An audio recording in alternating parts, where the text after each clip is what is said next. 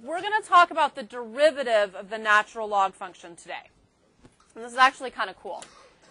All right, recall that the power rule, which is the integral of x to the n, in order to integrate just using the power rule, then you increase your exponent by 1, so it would be x to the n plus 1, and then you have to divide by the new exponent, or you can think of it as multiplying by the reciprocal of the new exponent. It actually has an important disclaimer, and that is it does not apply when n equals -1.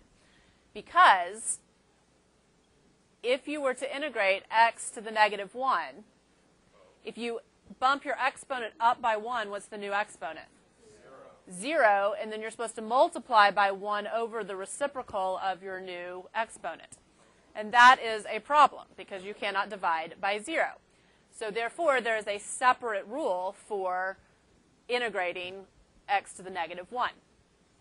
All right, consequently, we've not found an antiderivative for the function f of x equals 1 over x. That's the same thing as x to the -1. So up until this point, we've not been able to integrate 1 over x. All right, however, if you'll recall from last week, the natural logarithmic function is defined by the natural log of x equals the integral from 1 to x of 1 over t dt. Y'all remember that? Okay. By the second fundamental theorem of calculus, let's find the derivative of that. So we're trying to find the derivative of the natural log of x. Well, when we take the derivative of an integral, that's when we plug in the top limit for t, so 1 over x times what? The derivative of that top limit, so the derivative of x is 1, minus plug in the bottom limit times the derivative of that bottom limit, and the derivative of 1 is 0.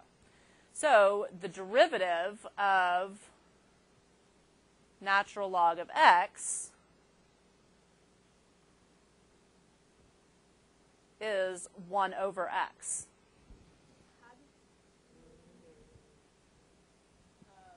Okay, we'll let that sink in for just a second.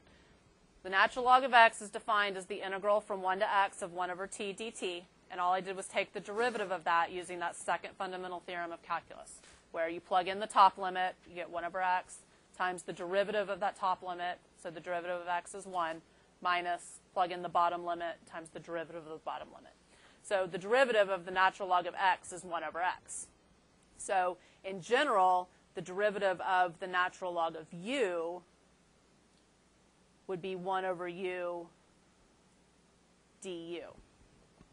Kind of using the chain rule there. We're taking the derivative with respect to x of the natural log of u. So the derivative of the natural log of anything is 1 over that thing, and then times the derivative of u. We're not putting plus c because at this point we're taking a derivative. And you only do plus c when you're integrating. Okay. Let's just kind of review the natural log function. The graph of ln x looks like this.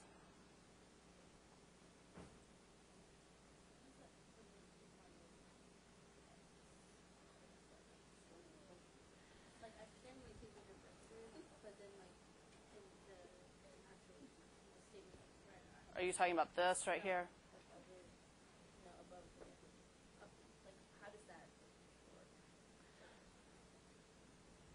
Like, why is that definition? The definition, that was from several lessons ago where it's just defined like that. Yeah. I don't know. Let me see if I can answer that question individually. All right, so what is the domain of y equals ln x? Good, 0 to infinity. And that's in keeping with the way that ln x up here is defined. X has to be greater than 0. I don't know why I wrote 0 is less than x. That's weird. X is greater than 0. All right, what's the range? Yeah, all real numbers or negative infinity to infinity. You're welcome to put the all real numbers symbol. All right, the function is continuous. Do you all agree with that?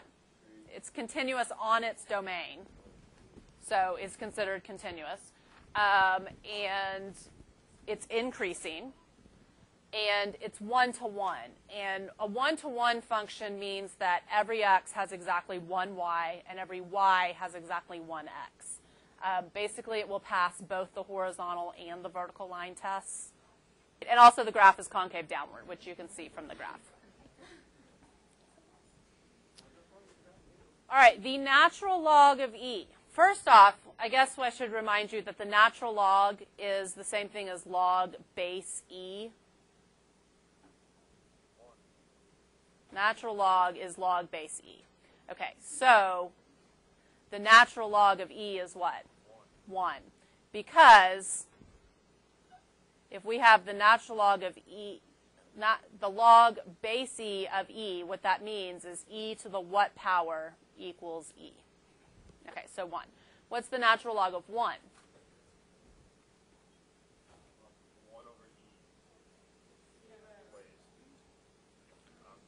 The natural log of 1 means e to the what power equals 1? 0. Okay. All right, the natural log of a times b.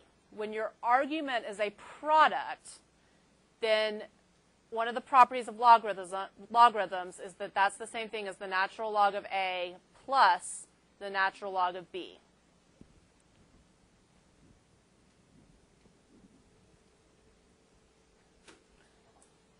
All right, the natural log of a to the n power. Where else can that n be written? In front. So that's the same thing as n times the natural log of a.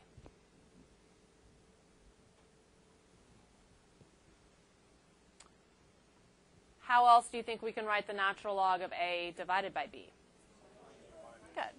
The natural log of a minus the natural log of b. So what does the natural log of e to the n simplify to?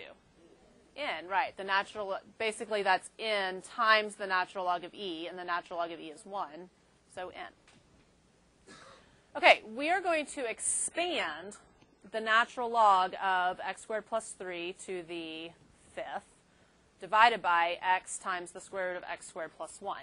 And we're going to expand it using those properties right there. So we're going to, it's the natural log of this whole big chunk of this right here. At first, let's think of it as a division. So it's the natural log of a divided by b.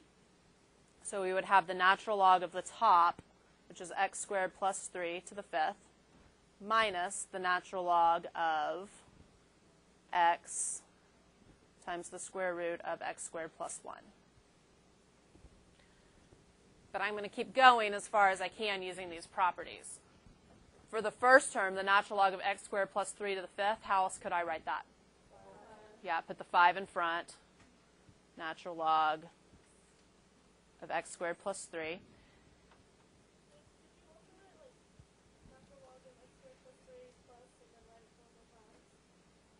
Yes, you could have also written it as the natural log of x squared plus 3 plus that same thing 4 more times. That would work too, because x squared plus 3 to the 5th means x squared plus 3 times x squared plus 3 times x squared plus 3, etc. It's easier to write it like this, though. All right, then the x times the square root of x squared plus 1, that's a product. So I can write that as the natural log of x plus the natural log of x squared plus 1 to the 1/2. And yes, I did purposely make a mistake there. Where's my mistake? Okay, I need to distribute that negative or put a parenthesis right there because I'm taking the natural log of that product, but there's a minus sign in front of it, so I would have to distribute the minus sign. You can do that all in one step if you'd like. So I would have 5 times the natural log of x squared plus 3 minus the natural log of x minus 1/2 the natural log of x squared plus 1. Y'all okay with me bringing that 1/2 down? Okay. All right, so that's the expanded form. This is what you're going to have to be able to do in order to take a derivative of something like number 1 right here. And we'll get to that in just a second. All right, the opposite of that is to combine it into a single logarithm, take the natural log of one big chunk of something. So we're basically going just the opposite direction that we did with number 1. The general rule of thumb is that if the coefficient is positive, then the numbers go on top of the fraction, and if the coefficient's negative, the numbers go on the bottom. So this is going to be the natural log of k times what? X cubed. Good. And then on the bottom, I'm going to have y squared and z to the 4th. Perfect. Yeah, that's it. So positive coefficient means the argument goes on top. Negative coefficient, the argument goes on the bottom. Okay, so there's your little refresher of logarithms. Now let's get down to business with calculus.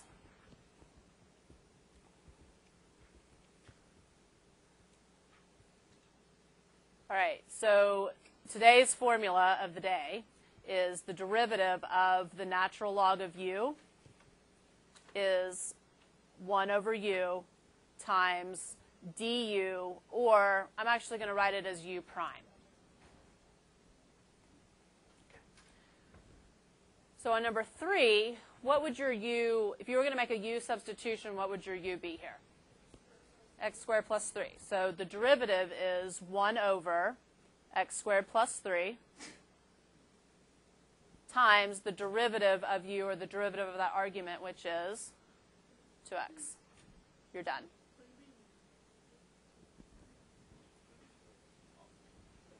Yeah, the 2x is on the top. So you could write it as 2x over x squared plus 3 if you wanted to. You're literally just doing 1 divided by the argument and then times the derivative of the argument. Okay. And the reason that you have to do that is that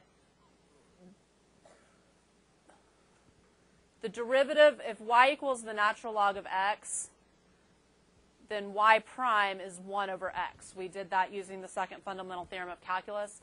But what's the derivative of x? 1, right. So if you have anything other than just a plain old x in your argument, it's like you have to use the chain rule, where you do 1 over that argument, but then you have to multiply by the derivative of that argument using the chain rule. All right, number 4, what type of rule, derivative rule is that? It's a product rule. Good. It's x times ln x. So the product rule is the derivative of the first, which would be 1, times the second, ln x, plus the first, which is x. And what's the derivative of ln x? 1 over x. Good. So the natural log of x plus 1. I'd probably appreciate it if you would clean up something like x times 1 over x and make it 1. I'm not going to count off, but it'll make me happier when I'm grading it. Kelly?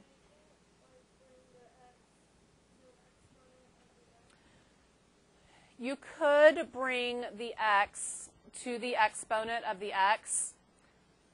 So therefore, the equation would be y equals the natural log of x to the x power. So then the derivative would be 1 over x to the x, but then you'd have to multiply by the derivative of x to the x. And we have not learned how to take the derivative of a variable to a variable power. So we don't know how to work it, and it would be easier to use the product rule. Good question, though. All right, number 5. What, other than the natural log being involved here, what rule would we use? Derivative rule. The chain rule. Right, you've got a chunk of something to a power. So how am I going to start off? 3 natural log of x to the second power, and then times the derivative of the parentheses, which would be 1 over x. Good.